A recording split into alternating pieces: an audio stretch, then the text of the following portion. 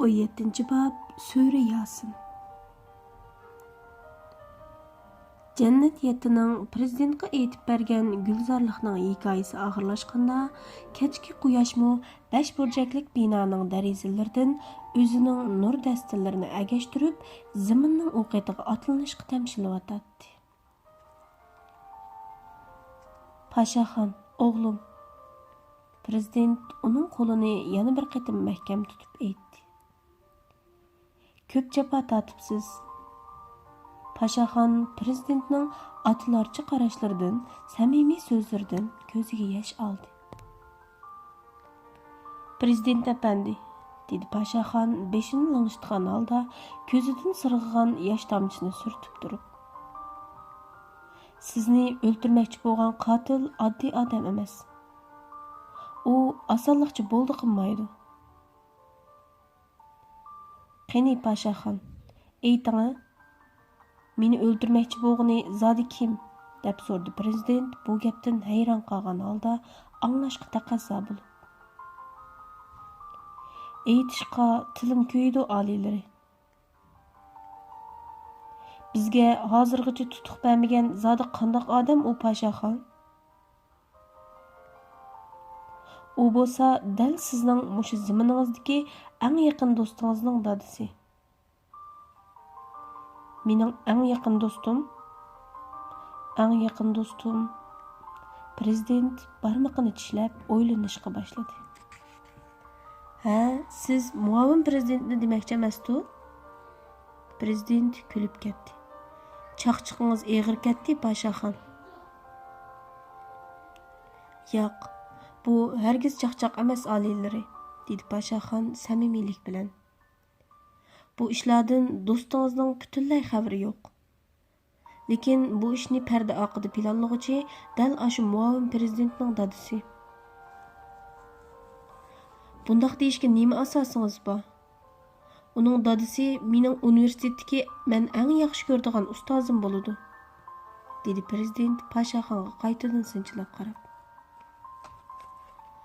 Men shu qitim Turkmaniston chegarasidan Irondagi ko'lga o'zimni otgandan keyin shu ironliklar tarafidan qutqizilib, oxiri bir qancha yilda ming bir mushaqqat bilan davlatingizga yetib keldim.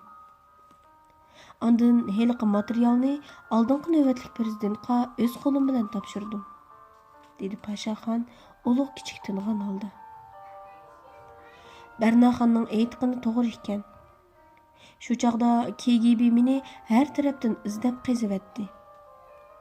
Men Irondagi vaqtimda rus jasuslari tarafidan o'lib ketgan tas qoldim. Amerika prezidenti materialni tafsiliy ko'rib, mendan nima talabing bor deb so'raganda, men ortiqcha shart qo'ya olmadim. Shu chaqda KGB'dan vaqtliq o'zimni qo'g'dab turish uchun menga nisbatan sizlarning Kravin harbiy turmasida yoshirinib turishning o'zi eng oqilona chora edi. Shunga prezident bu taklifimni ma'qul ko'rib, o'zi shaxsan buni tasdiqladi. Shuning bilan men yana 3 yilni ashu joyda bexatar o'tkazdim. Bir kuni sizning Wall Street ko'chasidagi yig'ilishda so'z qiladiganligingizni televizordan anglab qoldim. Lekin shu kechasi sizni tushib chiqibdiman. Atsi kallamga siz to'g'riliq bir xil xiyol kelib oldi. Sizning tug'ilgan kuningizni o'ylanib etib, siz nutq so'zlaydigan ash kuni sizdagi 3 xil biologiyalik holatning birli vaqtda eng tuvan nuqtaga tushadiganligini bayqab qoldim. Qaysi 3 xil biologiyalik holat balam? So'radi prezident uning so'ziga qiziqib. Men sizga so'zlab bergan Chini machindagi heliqi qo'lyozmadagi gap esingizda bordu? Uningda inson tug'ilgandan boshlab uning aql parosatining 33 kunda, kayfiyatining 28 kunda, tan quvvatining 23 kunda bir davr qiladiganligini ko'rgan edim.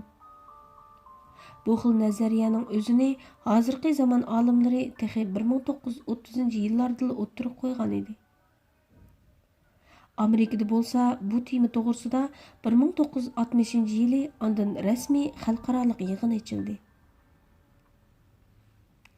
Sizning nutq so'zlaydigan bu kuningizda mana bu 3 xil davrilikning birli vaqtda eng tuvan nuqtaga tushib qoladiganligini bayqab qoldim. Ondan o'zimcha bu ishga qiziqib qolib, sizning tug'ilgandagi yulduz turkumingizga qarab baqdim. Siz mayli g'arb astrologiyasi yoki sharq astrologiyasi taraf bo'lmasin, tug'ilgan vaqtingizga yulduzingiz tuproq yulduzga tava hisoblanadi. Heliqi qo'lyozma putukda tuproq yulduzliq burjlarga shamolga taalluq kavakiblar eqib kirsa, tabiatda bo'ron to'p ko'tarilish hodisi yuz beradi. Hamda shuning masalda tuproq yulduzliq odamning badandagi xiltlar orasida, ya'ni tuproqqa vakillik qilgan savdo xilti bilan qon xilti o'rtasida munosib o'zgarishlar kelib chiqadi degan ta'limotlarni o'ttirib qo'ygan. Ondan inson badani o'z yulduzining tabiatiga xos tabiatli kavakibning ta'siriga uchrasa, quvvati eshib turli ishlar o'ng keladi. Hatto diniy ibodati maqbul bo'ladi. Aksicha o'z yulduzining tabiati ojizlashtiruvchi kavakiblarning ta'siriga uchrasa, badanning tangpungliqqa qalaymuqallashib, turli ishlar yurishmaydi. Hatto ibodati maqbul bo'lmaydi. Astag'firullah.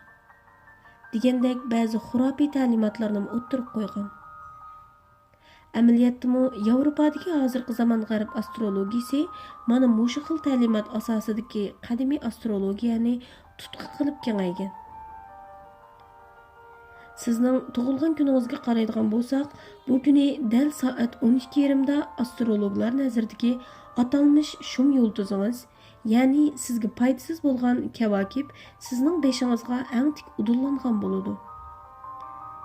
Amaliyotda hozirgi zamon astronomiyasiga qaraydigan bo'lsak, bu kuni soat 12 dan 30 minut o'tganda Quyosh sistemasidagi bir sayyora dal Wall Street ko'chasining jo'grafiyalik o'rniga nisbatan eng tik holatda udul kelgan bo'ladi. Endi shu kundagi shamolning tuyuqsiz kuchayishiga kelsak, bu soatda oy sharimi siz dastlab turgan jo'grafiyalik o'ringa nisbatan atalmish shamol kuchini kuchaytiradigan munosabatli bir burchga kirgan bo'ladi. Balkim bu xil ta'limotni butunlay yo'q chiqarishgan bo'lmas. Bu to'g'risidagi gaplar Yiroq qadimiy sharqdagi urush olimi Sunzining harbiy ishlar dasturidami asto'la uchrab turadi. Demak, astrologlar bu kundagi tuyuqsiz o'zgargan shamol kuchining yo'linishi o'qning texim yiroqqa berishiga turtki bo'lishi mumkin deb qaragan. Sizmi bilasiz, qotilning marganligida shamol kuchi eng muhim omilni egallaydi. Odatda mana mush xil foydasiz omillar ichida sizga qo'l selish dal atalmish astrologlarning ko'rsatmasi bo'yicha bo'ladigan bo'ladi. Men tunigun buyruqqa asosan Oqsaroy ichidagi munosabatlik deb qaralgan muhim shaxslarning arxivlarini tafsiliy ko'rib chiqdim. Sizning bu qatimqi nutq faoliyatingizning kun tartibini sizning aqllar guruhingiz o'rinlashtirgan bo'ladi. Aqllar guruhingizning mas'uli bo'lgan, ularning ichidagi muhim shaxs Steven bo'lsa, dal muavin prezidentning dadisi doktor Kaldiyaning Harvard universitetidagi eng munavvar o'quvchisi. Ularning munosabati ota-bolalik munosabatga yaqin bo'lib, odatda Steven har qanday ishni ustozi Kaldiyaga maslahatsamay qilmaydi ekan. Doktor Kaldiyaning asli kasbi jamiyatshunoslik bo'lsa-mu, ammo uning astronomiya va astrologiya jihatdagi bilimi tangdoshsiz. Davlat ichidagi ba'zi nupuzli astrologiya tadqiqot o'rinlari uni pat-pat dars so'zlashga taklif qiladi ekan. Shaksizki, bu ishni doktor Kaldiyala bir qo'lliq planlab chiqqan. Prezident Pashaxonning bayonlarini anglab, o'ltirgan yerida uzungacha o'ltirib ketdi. U oxiri o'rnidan turib Pashaxonga aytdi: "Siz bilmaysiz, Pashaxon. Men doktor Kaldiyaning oldida cho'ng bo'lgan. Mening bugungi kunga erishishimni ustozim Kaldiya apandining ajridan ayirib qarg'ili bo'lmaydi. U ajoyib ko'yimchan bir ota, mas'uliyatchan bir ustoz edi. Endi qandoq bo'lib bu ishga qo'l tiqqandi? Zodil ishongim kelmaydi. Aldığı egilmeydiğen qo'li yo'q alilari. İşlarning yana yomonga o'zgarishining oldini olish uchun eng yaxshisi hozirning o'zida uni tepib bu ishlarni oxirlashtirib yeting. Sizningcha 5 qatgan prezident Pashaxonga umid bilan qaradi. Meningcha muavin prezident bu ishdan aslo xabarsiz. Doktor Kaldiyamu nupuzli olim ham munavvar bir ota. Bu ishni faqat sizlar hal qila olasiz. Gapingizni tushundim, dedi prezident beshini arqa-arqadan lang'ishtirib. Undaqda eg'ir ko'rmasangiz, men ustozimning uyiga bir berib kelay. Menga deydigan gaplaringiz tex tugimidi-ku deyman. Prezident Pashaxonga qarab ma'nilik kulimsiradi. Shundaq hurmatli prezident. Bu kunni kutgili menga sapsaq 3 yil bo'ldi. G'alaba bilan qaytib kelishingizni kutaman. Pashaxonmu prezidentga javoban illiq kulimsirdi. Prezidentning salomatligi texi sallamaza asli kelolmaganlik uchun u Pashaxonning yordamida nihoyat taslikda o'rnidan turdi. U boshqalarga o'zining qayerga bordiganligini aytmay, shaxsiy qo'g'dug'uchisi bilan 5 burchaklik binodan ayrilib, udul doktor Kaldiyaning dachasiga yetib keldi. Ishik boqquchi prezidentning mashinasini ko'rib, darhol darvozani uloq ochib, uningga hurmat bildirdi. Prezident qo'g'dug'uchisini gullik o'ylida qoldirib qo'yib, qo'lidagi hosini tayanganicha asrab turib, ishikning qo'ng'irqini bosdi. Hayal o'tmay xizmatchi eshikni ochib, prezidentning talabiga asosan uni doktor Kaldiyaning kutubxonasiga udulli boshlab akirdi. Eshik yenik chekildi. Kirim. Yaqinliq ham tunish ruxsat ovozidan keyin prezident eshikni ochib, kresloda o'tirib material ko'rayotgan doktor Kaldiyaning oldiga asta menib keldi.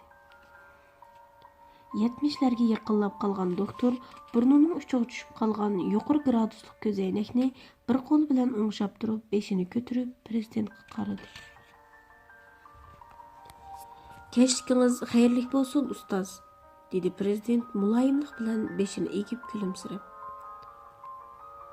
Doktor Kaldiya turmushda pishqan tajribali bir ustoz edi. U o'zining amroq o'quvchisining o'limdan sog' qolib, oldida illiq kulimsirab turganligini ko'rib, nihoyat xushal bo'ldi. Shundaqla bu hurmatga loyiq prezidentning oldin xabarlantirish qilmay, tuyuqsiz uyga yolg'iz kelib qolganligidan hayron qoldi. "Keling o'g'lim", dedi doktor xushchiroy holda o'rnidan turishga tamshilib. "Qandoq shamol akeldi endi sizni bu yerga? Siz bilan xo'shlashay deb tuyuqsiz keldim, ustoz." Prezident o'rnidan qo'zg'alayotgan doktorning mo'risini yenik tutib, uningga yaqin o'tirdi. "Demakchi bo'g'inimiz?" dedi doktor prezidentning so'zidan ajablanib. "Men uzun safarga atılnay degan. Balkim bu bizning eng oxirgi qatimliq ko'rishimiz bo'lib qolar. Men endi Amerika zamoniga qayta qadam bosmasligim mumkin, ustoz." "Bu nima deganingiz o'g'lim?" dedi doktor ko'zoynagini elib etib prezidentga buyurilib qarab. "Suyimlik vatanim menga quchoq ochmadi. Arqa-arqadan o'ngishsizliklarga uchrayapman. Bu yerda turaversam, bolalarim otasiz qolgudek. Endi oxirgi umrimni oilamdagilar bilan xotirjam o'tkazsam deyman." "Bu sabab emas-ku, bolam", dedi doktor ko'zoynagini surtib bo'lgandan keyin ko'ziga uni qayta taqab turib. "Shundoq, bu sabab emas. Ammo prezident gapining oyog'ini aytolmadi. "Aytangiz hadi, nima sabab bo'ldi?"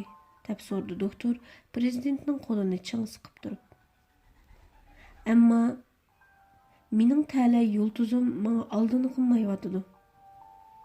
Prezident bu gapni deb bo'lib, ko'ziga mo'lladi yosh oldi. Doktor Kaldiya ta'la yulduzi degan bu so'zni anglab, hamma ishning tagiga yetdi. U o'rnida uzun o'ltirib, hech qanday gap qilmadi. Ondan yenidagi prezidentning mo'rsini ikki qo'llab tutib turib, uni bag'riga chang besib, o'ksib yig'lab ketdi. Oğlum, meni afu qiling, dedi doktor ko'zidan marjondek yosh to'kib turib. Ketadigan odam siz emas, men bolam. Yo'q, ustoz. Ular ün-tinsiz quchoqlashib, ko'zlaridan oqqan yoshlar orqali bir-biridan afu so'rashyotdi. Birozdan keyin prezident mengishga tamshaldi. Bolam, sizga deydigan bir gapim bor edi. Doktor Kaldiya ishkeniga berib qolgan prezidentni to'xtatdi. Xulqim sizda, ustoz, dedi prezident kayniga buyurilib qarab. O'g'limga bu ishlarni aytmagan bo'lsangiz, dedi doktor pushaymon yoshlarga to'lib ketgan ko'zlarini surtib turib. Olim bo'lmoqdan odam bo'lmoqning tasligini endi his qilyapman. Xotirjam bo'ling. U dunyodagi eng yaqin do'stim. Uning hayoti mening borlig'im, ustoz, deb kuldi prezident doktorga ishonch bilan qarab. Shunda qilib prezident yarim soat ichida doktor Kaldiya bilan bo'lgan hisob-kitobni bo'g'ib, ko'ngli nihoyat xushal holda Oqsaroyga qaytdi.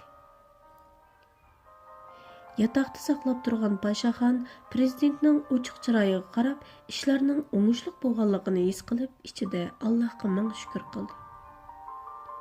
"Qanday bo'ldi, prezident apandi?" deb so'radi Pashaxon, usulliq ichayotgan prezidentdan ahvolni bilgisi kelib. "Qanday bo'ladi, o'g'lim?" deb kulib ketdi prezident, qo'lidagi stakonni o'ynab o'ltirib. O'zining yaralanganligini unutgan holda, ishlar sizning deganingizdek bo'lib chiqdi. Ayting, endi men sizga nima qilib beray, Pashaxon? Prezidentning mushtabda ko'ngli nihoyat xushal edi.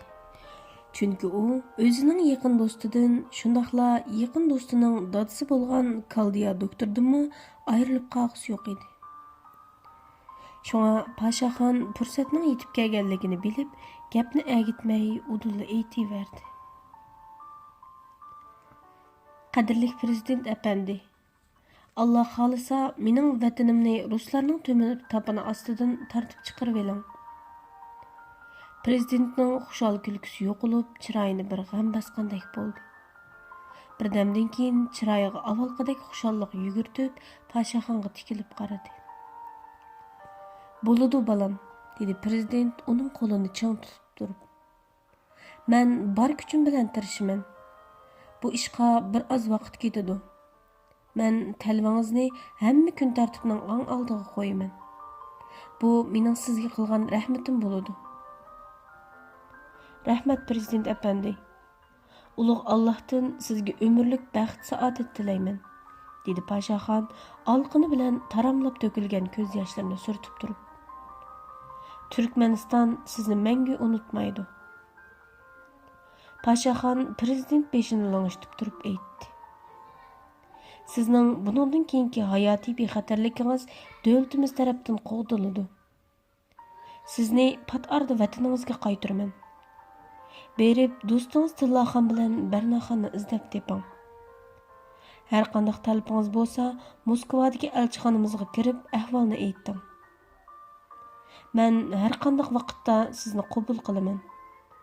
Bütün rasmiyatlaringizni o'zim bir qo'lliq bejarib beraman. Har qanday vaqtda Amerikaga bemalol kirib chiqa olasiz. Shundaqla siz topshirgan materiallarni atila bütün dunyoga jakarlab etamiz. Shuning bilan KGB'mi sizni izlashdan to'xtaydi. Vataningizga qaytib berib, ishlaringizni davomlashtiring. Vataninglarni mustaqil qilishda eng muhimi turkmanlarning o'z ichidan bizga moslashib harakat qilishi, bizning xush xabarimizni kutish kerak. Bu gaplarni anglab, vatan ishqida yurgi suv bo'lib ketgan Pashaxonning ko'zlaridan xushallik yoshlar etilib chiqishga boshladi. U prezidentning qo'lini chang siqib turib, esankirab yig'lab ketdi. Prezidentmi Turkmanistonning bu qonunliq podshohini bag'riga mahkam besib, ko'ziga yosh oldi. Shundoq Amerika prezidentidek bundaq ulug' arbob o'zining vatani uchun yosh to'kalgan, o'zining xalqi uchun barlig'idan kechadigan bundaq erkaklarni o'z o'g'lidimi o'ta e'tiborlaydi, qadrlaydi. Ey karamlik shoh, tojing beshingda bor vaqtda yetim miskinlarga, egi chaqsizlarga ihson qilgin. Mayli u qaysi millat, qaysi irq, qaysi dinda bo'lmasin, uning yaratquchisi bilan sening yaratquching faqat birdir. Altın kurslarda jahonga patmagan nini shohlarning o'zi xalqiga qilgan zulmlari sabablik bir qadam elishqimi qurbi yetmaydigan qo'rsqi ojiz gadoylar tarafidan quloqlari so'zilib, chalma-kesak bo'lib o'ldirilganligini unutmag'in. Adolat uchun, haqqoniyat uchun, o'zining xudosidan boshqa hech nimasi yo'q ezilgan bechoralarning ahuzori uchun shamshirangni egiz ko'tirgin.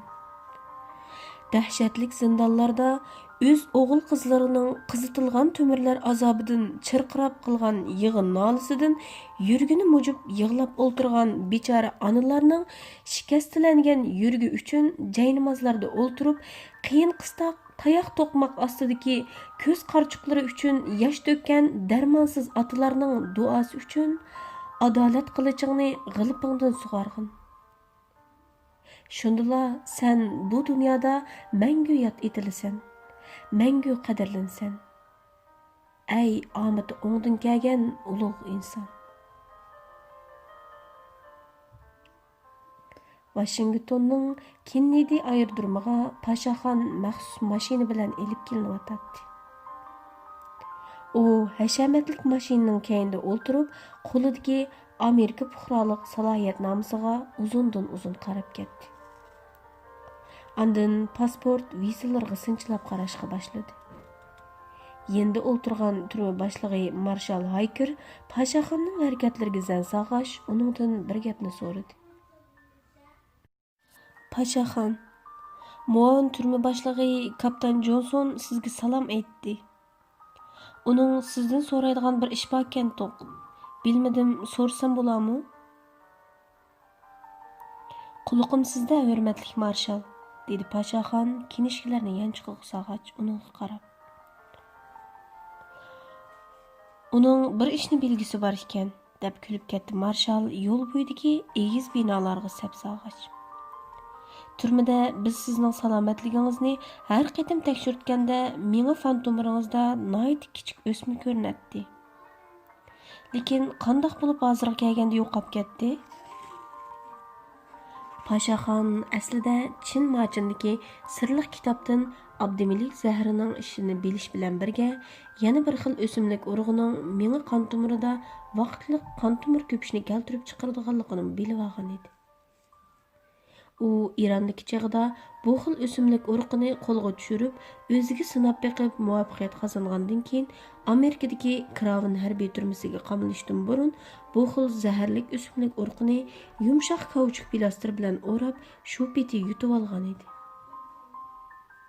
Keyin turmada uni yaxshi yushirib saqlab, har qatim fasillik yoki yillik salomatlik tekshirtganda u bu xil o'simlik urug'ini yeb oladi. Urug'ning bu xil ta'siri 2-3 kunda yenib ketadi. Turma boshlig'ining bu savoliga Pashaxon aynan javob berdi. Lekin u xil zaharlik o'simlikning ismini aniq aytib bermadi. Marshalmo oliy janoblar bilan suhbatlashib ko'rib ketgachga, bu to'g'riliq Pashaxondan bak inchkilab gap so'ramadi. Mashina aerodromga yetib keldi. Bir qator rasmiyatlar bejirilgandan keyin Pashaxon aeroplanga chiqish oldida marshal bilan quchoqlashib xo'shlashdi. Shu chaqda marshal yana bir ishning unutilib qolganligini his qilib, Pashaxondan chaqchaq aralash so'radi. Do'stim, menga endi bir ishni deb bering. Bo'lmasa, yana mening uyqumni qochirasiz. Qaysi ishni deysiz, turm boshlig'i? Deb kulib so'radi Pashaxon. Siz yeliq kun oqshimi so'roq qilingan vaqtingizda ko'rinmas aynaktamning orqasidagi odamlarimizning 4 nafar ekanligini qandoq bilgan edingiz? Pashaxon bu savoldan kulib ketdi. u bir parazdi xolos. Sizmi bilasiz, men islom diniga e'tiqod qiladigan odam. Qarasam tushlarim shundoq yaxshi. Allah menga xuddi yaxshilik iltifot qilayotgandek, bizning yaratquchimizmi faqat bir Allah. Dinimizning ibodat ahkomlaridami taqsan asos qilinadi. Şuna men o kuni so'roqxonadagi odamlarning soni taq bo'lishi mumkin deb o'yladim. Shuning bilan u 4 odamga meni qatqanda ondan 5 bo'ladi. Uning ustiga mening kichik chig'imdan boshlab qilgan ba'zan farazlarim ko'pincha to'g'ri chiqib qoladi. Anam buni ko'rib, hamisha sen oy bilan kun bir yerga kelganda tug'ilgan. Bundaq kunda tug'ilgan kishilarning o'ynashib, mundaqla deb qo'ygan gapimi rost chiqib qoladi. Sen bir tug'ma bishoratchi bolam. Astag'firullah deb erkiltatdi. U kuni men e'tiqod qilgan dinimga odatdan tashqari ishonganligimdan men u ulug' zotga tavakkul qilib, ularning 4 ekanligini aytgan. U zot kim? Albatta, siz bizni yaratgan Allah. Marshal bu javobdan rozi bo'lib kulib ketdi. Andin oxirgi bir savolni so'radi. Qotilni bilamsiz? Bu savolga Pashaxon ig'zoki javob bermadi. U marshalga oxirgi qitim beshini lang'ishtirib, biladiganligini ishorat qildi-yu, andin yana beshini chayqab qo'ydi. Türme başlığı Marshal Pashaxonning bosh ishoratidan hammani tushundi. U oldidagi bu turkman yigitiga cheksiz iftixorlik nazar bilan qarab, harbiycha salom qilib, uningga bo'lgan cheksiz hurmatini bildirdi. Pashaxonmu turkmancha harbiy salom qilib, Marshal bilan oxirgi qitim xo'shlashdi. Moskvada uning tasviriy suratidan boshqa hech qanday shaxsiy uchuri bo'lmaganligi uchun Pashaxon Turkmaniston zaminiga xotirjam qadam bosdi. Uning ustiga Amerika hukumati Pashaxonning salohiyatini Amerika Temir Roda savdogari qilib o'zgartishdan boshqa Amerika jasuslarining ko'z qarchuq rangini o'zgartishdan iborat eng yangi usulini uningga hadiya qilgan edi. U burunqi soqolsiz, qo'y ko'zlik holatidan seriq soqol chashliq ham ko'k ko'zlik holatga o'zgargachga, uningdan Moskva taraf hech qanday gumonlanishda bo'lmagan edi.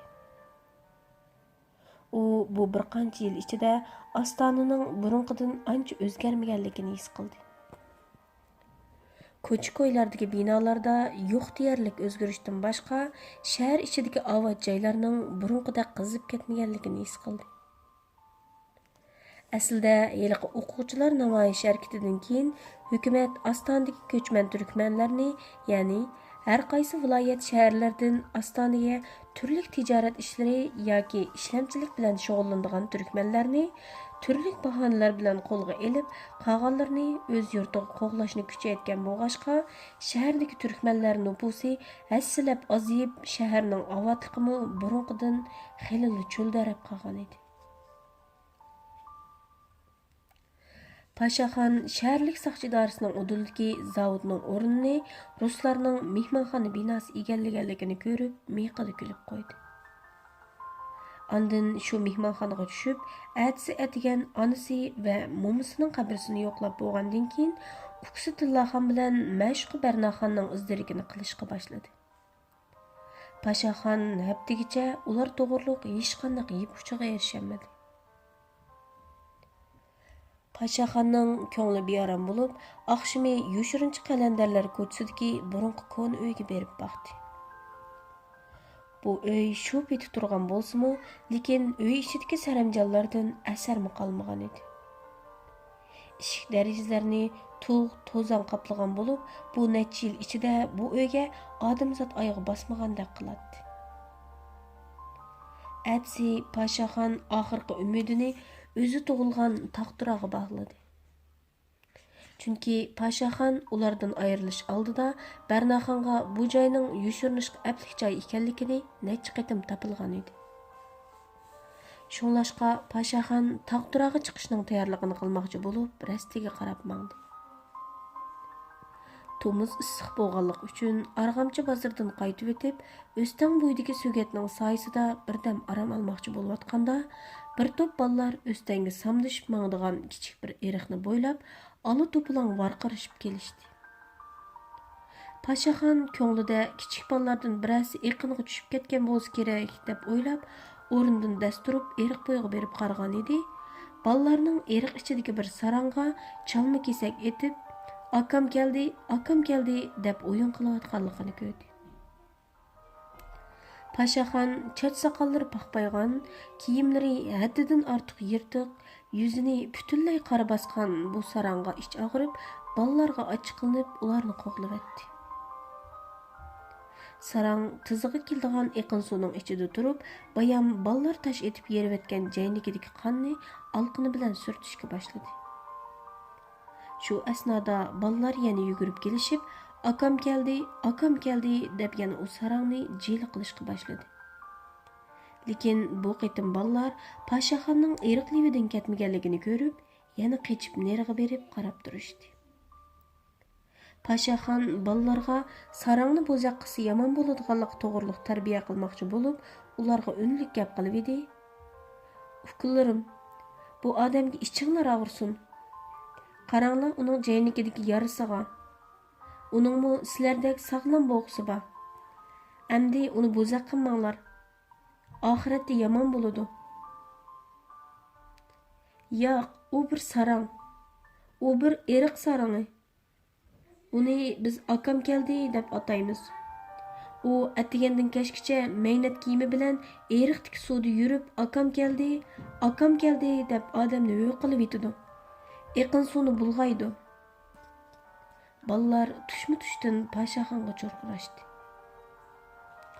Paşaxonmu zerikmay bolalarga sarangni bo'zaq qilsa, dunyo va oxirat yomon bo'ladiganligini tushundirdi. Balalarga Paşaxonning gapi yoqmadi bo'g'ay, gap tugamasda ular suvga cho'milgili ketib qolishdi. Paşaxon eriq ichida gohi akam keldi deb bir nimalarni davatgan, gohida yechib turgan bu sarangga qarab, o'zining ufqsi Tillaxonni esiga oldi. Ulug' Allohim, ukam Tillaxonning elishib qolishiga men sababchi bo'lgan. Ularning dushman qo'liga tushib qolishiga yana men sababchi bo'lgan. Gunohlarimni mag'firat qilgin. Mendan ihsoningni ayamag'in. Ularning bar yerini menga bildirgin. Dushman qo'lida bo'lsa yoki biror joyda yurgan bo'lsa, ularning turgan yerini dilimga sog'in. Meni endi qiynamag'in. Mening sening ishkingga berib esilib yig'lashdan boshqa ilojim yo'q. Men bir ojiz bandaman. Paşaxon dilida Allohdan tiladi.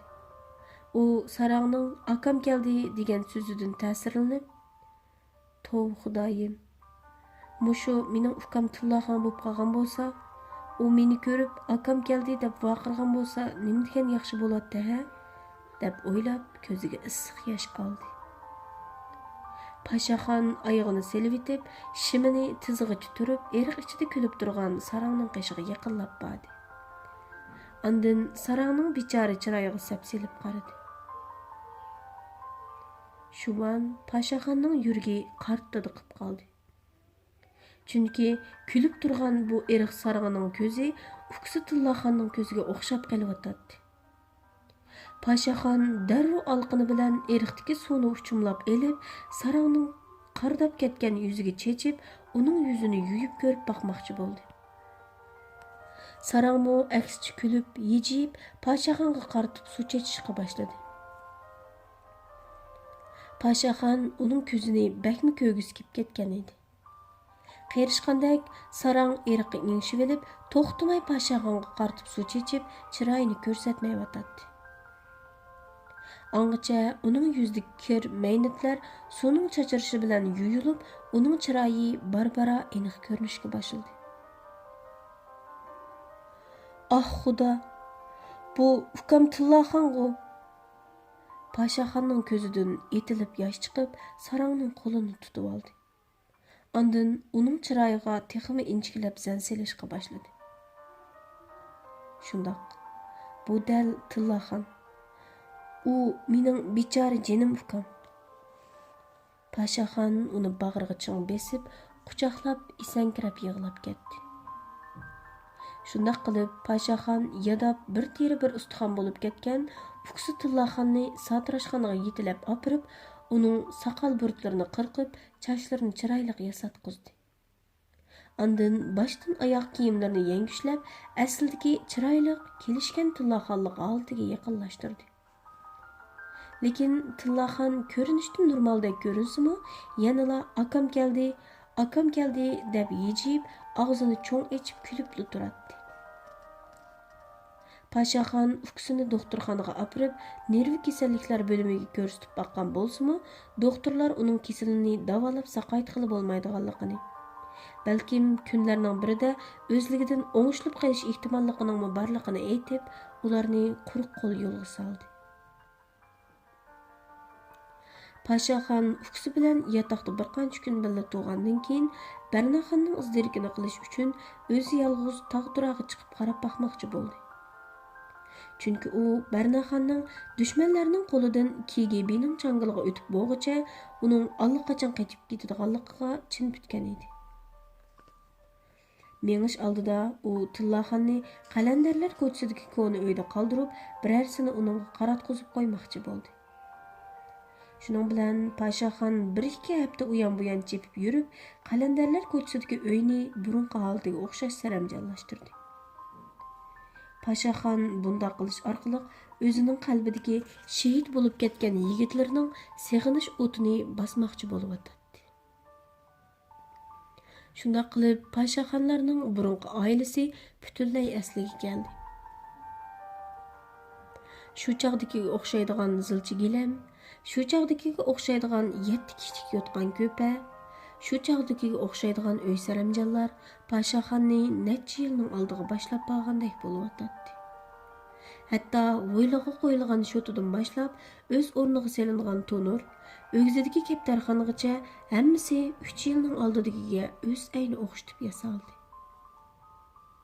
Paşaxon ko'ni uyga qanmay qaraydi. Yili bu uyga kirib boqadi.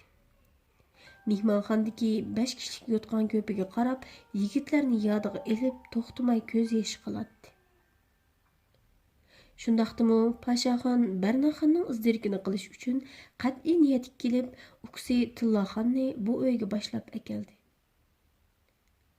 Uyga qaraydigan odamni o'qishib, uningga nihoyatda yuqori haq berib, uksi Tillaxonni uningga topshirdi.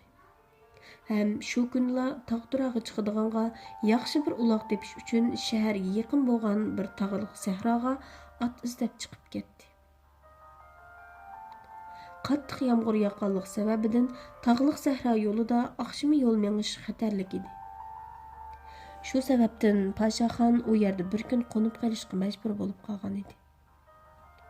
Qaytishga intizor bo'lgan Paşaxon ertasi sahardala setib olgan nasllik etini yo'rg'ilatganicha yomg'irga qaramasdan shaharga yo'l oldi. Paşaxon chinqi tushdan oshganda qalandarlar ko'chasidagi uyga yetib keldi. U uyning oldiga kelib, yo'rg'i otni o'yli ishki oldidagi ko'ni so'gatga bog'lab qo'yib, yerim yepilgan eshik qantini ochganicha uksi Tillaxonni ko'rishga oldirdi. Chunki u kecha Tillaxonni tushib yotolmagan edi. Paşaxon hujraga kirib, Tillaxonning yo'qligini ko'rib, darhol mehmonxonaga chiqdi. Tillaxon u yerdami ko'rinmaydi. Ondan oshxona uyiga qarab boqdi. Oshxonada necha yilning oldidagi o'xshash bir qozon go'sht po'rixshib qaynab turadi. Paşaxon uyga qaraydigan odamning yo'qligini bilib, balkim ular sirtqa chiqib ketgan bo'lsa kerak deb o'ylab, o'yli oldidagi ko'chaga chiqib qarab boqdi. Yo'q, ular sirtqa chiqsa, eshikni bundoq ochib qo'ymas bo'lg'aydi.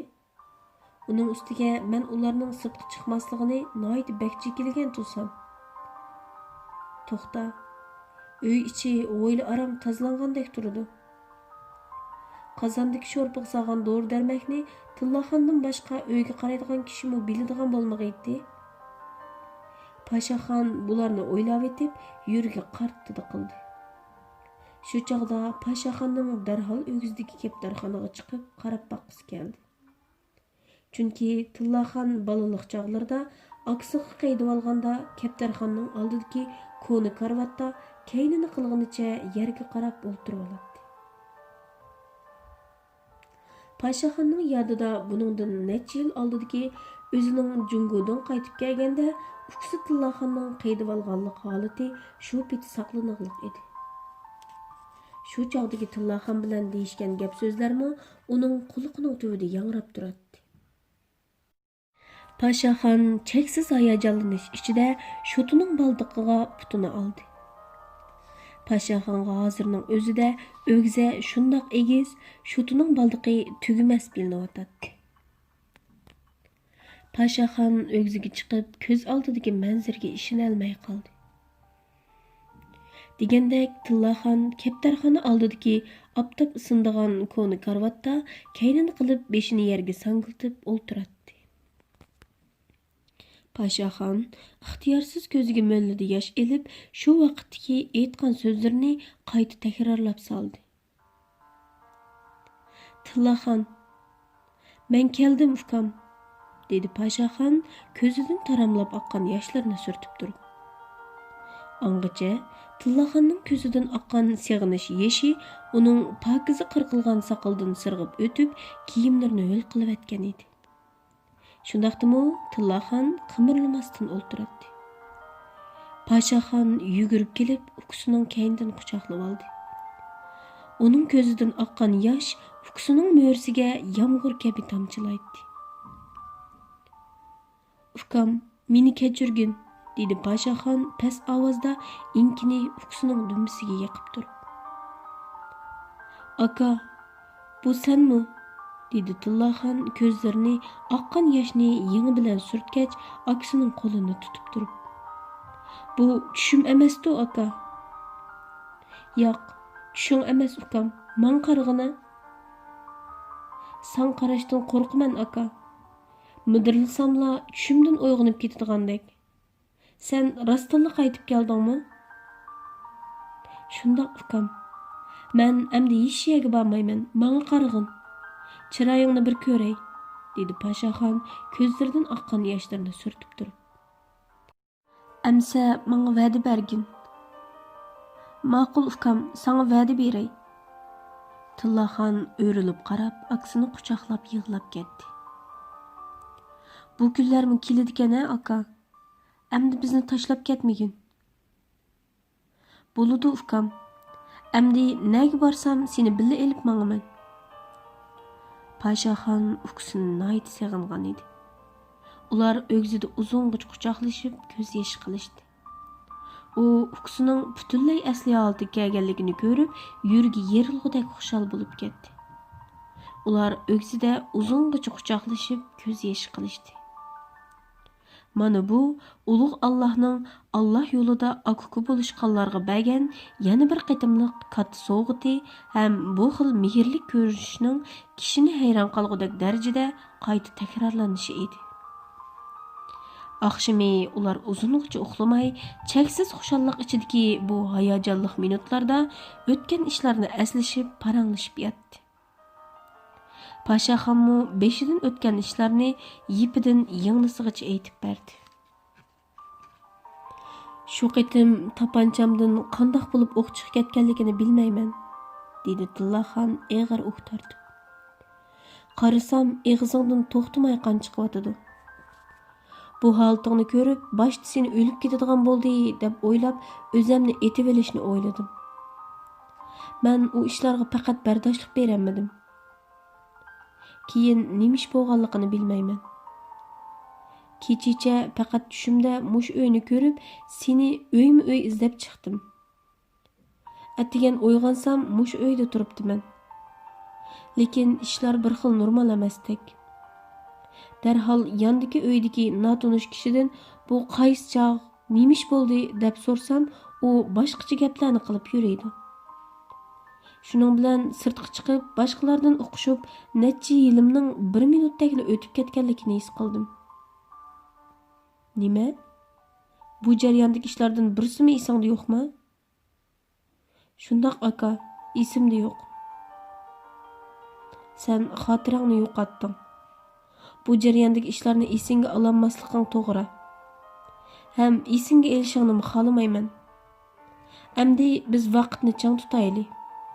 Bu yerda uzun turish bizga xatar elib keladi. Ular gerçi meni tanıyamagan bilan seni her vaqt tunib olishi mumkin. Şuna ətil ikkimiz ikki yo'lga mangayli. Heliqi Borxonbegning yurtidagi mozorliq ko'milgan 3 sandiq oltin esingda bormi? Ha, esimda bor. Tuğ qadalgan qabr ostidigo. To'g'ri deding. Salasonga Ali Shayx deb o'ylagan. Endi uni ishiltadigan vaqt kelib qoldi. Aradan uzun yil o'tib ketdi. Şuna sen berib uning bar yo'qligini o'qib kelgin. Men әтілі тағы tarafga chiqib baqay. Bernaxon manga shu yerda bodakli bilinadi ukam. Ko'ngling buni tuygan bo'lsa, darhol yo'lga chiqqan aka. O'ylab baqsam, Bernaxonning bizga qilgan yaxshiligi oz emas ekan. Sening tuyg'ularing azaldan xato chiqqan emas. Meningcha Bernaxon cho'qim hayot. U seni shu yerda saqlayotidi aka. Shundoq qilib, ular yarim kechadan oshganda andin paranglashishdan to'xtab, uxlab qolishdi. Bugun oqshom Bernaxon tog'turadagi bu ko'ni turalg'usida uyon o'rilib, buyon o'rilib, tuzuk uxlay olmadi. Pashaxonning garchi bu zamindan ketganiga bir necha yildan oshgan bo'lsa-mu, lekin Bernaxonga Pashaxon hozirli keldigandek bilinib qolib Onun yurgi selib, barxansir uyqusi qechishga boshladi. U yostiq ostidagi fosforliq yanchiq soatiga qarab, soatning 3dan oshganligini bilib, o'rnidan turib, asta aynaklik asma chiroqni yoqdi. Andin ko'ngildagi tuyg'usiga asosan chiroqni ko'targanicha putining uchida yenik dasab sirtqa chiqdi. Kechidagi g'oy-g'oy tog' shamoli Bernaxonning yepinchisini silkib, bo'sh chegilgan yog'liqidan chiqib qolgan sumbul chochlarini har yangi pulanglatdi. O'shyer yotgan ola bo'ynoq it uni ko'rib quyrug'ini shipanglatganicha uning yeniga keldi. Bernaxon ola bo'ynoq bilan birga uyning oldidagi quyuq o't bosgan do'nglikka kelib, Pashaxonning keladigan yo'liga qarab turdi.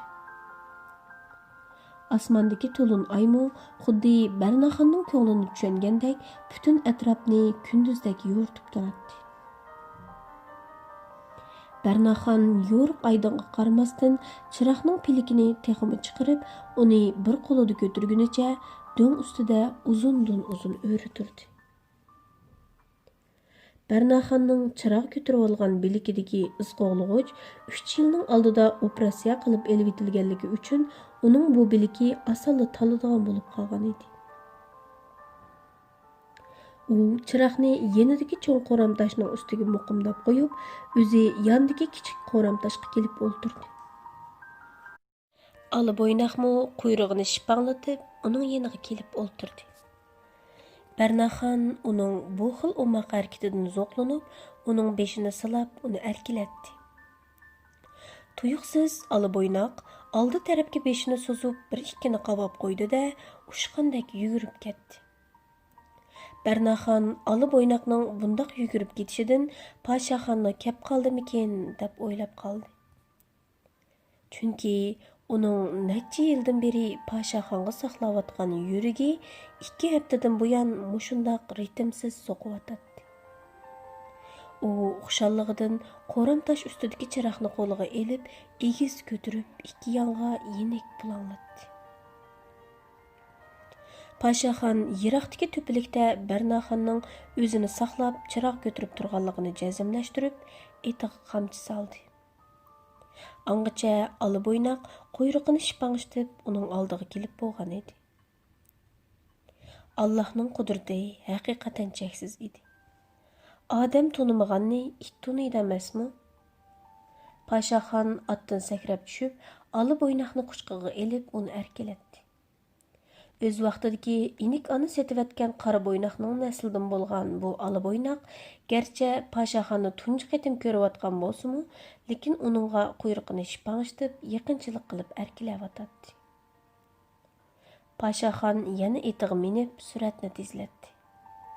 Saqili pokiza qirilgan, asli holatdagi Paşaxon ko'rishmagil necha yil bo'lgan mashqi Barnaxonni yiroqdan ko'rib, otdan sakrigunicha uning oldiga yugurdi. Aşıqının dərdide tolu yığlab, közüdün ayrılay deb qalğan Barnaxonmu yaşlarını marjandek aqquzub, özünü Paşaxonning bag'riga atdi. U Paşaxonning qulog'iga Suri Yasinning qiroatini bakmi anglag'isi barligini pichirladi. Paşaxon bag'riga chang besib olgan Barnaxonni supi ustidagi to'li namoz o'qilib, upurg'indan yertilib ketay deb qolgan joy namozning yanida o'tirg'izib qo'yib, o'zi joy namozda yukinib o'ltirdi.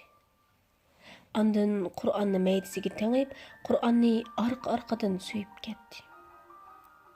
Bu bir jup aşık məşqning bir-biriga bo'lgan muhabbati, rahmat, shukri yuzidan Allohga yig'lagan ko'z yoshlari samoviy olamda yurayotgan farishtalarning diqqatini tortib o'tadi. Farishtalar bas-basda munozirga tushib, bir-biridan so'rashdi. Bu joyda burunmi bir jup yosh mana mushundaq usulda ko'rishadi. Ularning gap so'zimi, harakatimi shularnikiga o'xshab qelyotidi. Bular zat kimlerdir? Bu çağda yana bir farishta pıxıldab kulgunicha çağıldab ketdi. Kim bo'laddi? Bular Turkmeniston xondanligining bosh sang'uni, Allohning azizi ash Paşaxonning do'stlari. Yavuzbek bilan Malik Kunchichakning farzandlari emasmi? Ular şu an bu xabarni beyish bag'da sayli qilayotgan ikki oshiq mashqqa, ya'ni Yavuzbek bilan Malika Kunchichakning ruhiga yetkazishdi. Oshiq mashq ruhlar buni anglab, darhol qo'l tutishguncha o'zlarining yurak paralarini ko'rishga oldirdi. Ular Paşaxon bilan Barnaxonning joy namozda o'ltirib, Allohni zikr qilayotganligini ko'rishib, ko'zlariga yosh oldi. Ondan o'zlarini o'rib olishgan farishtalarga ular bizning farzandlarimiz bo'ladi deb faxrlanguncha unlik aytishdi. Shu chaqda inik onaning ruhi qayoqdandir paydo bo'lib kelib, "Yo'q, ular mening" deb kulgunicha Malik Kunchichakning peshoynasiga so'ydi.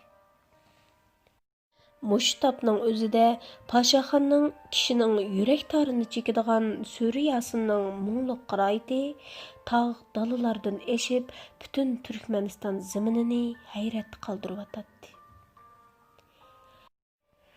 Ig'ir uyqudagi yuraklari shikastlangan bu xalq Paşaxonning qalblarga rohat beradigan qiroatini tinglab, zulmat qorong'ida yana bir qatim chiroqlarni asta-asta selishtirishga boshladi. Xotima. Shuningdan e'tiboran dunyodagi eng rahimdil va eng rahimsiz bo'ri yurak yigit Paşaxon boshchiligidagi Turklar ittifoqi zulmat bosgan Turkmaniston zaminidagi mustaqillik harakatini bir minutma to'xtatmadi. Turkmenistonning ko'ch-ko'ylari o'z yurtiga ketishni xohlamay, Turkmenistonni azaldan Rossiyaning o'z zamini degan shuarga ishinib ketgan ahmaq rus puhralarining, shundaqla millatchiligi chekidan oshgan rus amaldor harbiylarining qiniga bo'yaldi. Shehidlarning qini bo'lsa daryo bo'lib oqdi. O'zini dunyoda tangdoshsiz chaqlab, boshqa millatlarni o'ziga beqindi qilishni maqsad qilgan bu takabbur Rus hokimiyati mustamlik rayonlardagi o'zliksiz elib berilayotgan partizanlik urushlarning zarbisida kundan kunga halsirashga boshlab bo'lolmay qoldi. Uning ustiga sonsiz begunohlarning xun qarziga bo'g'ilgan Sovet hokimiyati Amerikaning noiti ustadlik bilan boshlagan harbiy hozirliklar jengi bardoshlik berolmay 1990-yili parchalanib, oxiri uzil-kesil mag'lub bo'ldi. Shuningdan keyin sobiq Sovet ittifoqi mustamlik rayonlarining hammasi bir-birlab mustaqillik e'lon qilib, insoniy yashash huquqini qo'lga keltirdi.